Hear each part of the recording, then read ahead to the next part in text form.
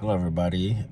Welcome to another episode of Occupational Therapy for Life.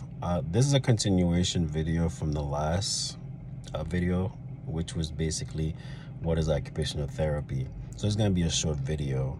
So I guess you can call this one Occupational Therapy for Life 2.02. So the last time I left off, I was talking about how I was giving an example of how a therapist may have a client within a nursing home setting get dressed, and getting dressed, we're getting information about how they function, where their weaknesses are, and where to focus.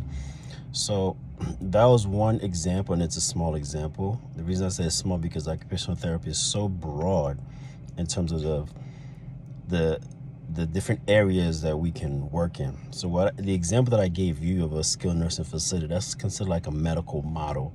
So within that model, this is a person who sustained an injury. Now we need to get them home. So from a medical perspective, we need to focus on rehabilitation for the purpose of helping them to be able to be functional back in their life. But then you have other models where it's not medical, but the person has problem accessing their home or to live independently at home. So I think the next focus in the next video that I'm going to focus is where do occupational therapists work.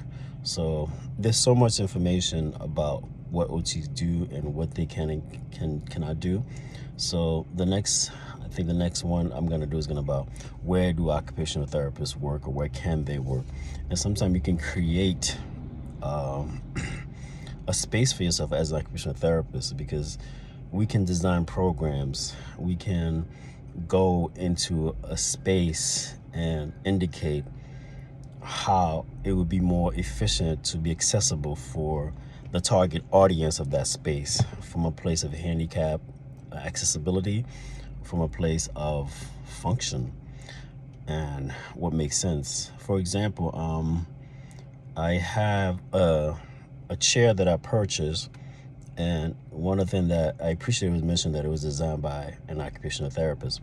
I don't want to mention the chair because, again, it goes back to sponsorship and so forth and all this kind of stuff, but it was just to indicate that when an occupational therapist is mentioned, so we're thinking about form, function, and comfort, and different aspect of that piece of equipment that makes it functional.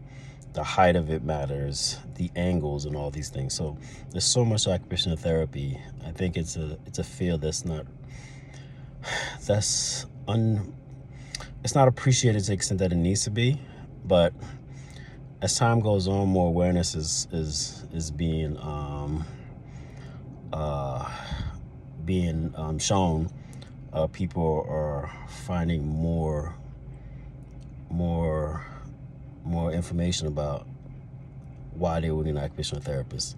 So basically, this was just sort of a quick example of the definition of what an occupational therapist is, and how we may look at a client and to help service that client, and what our thinking process is.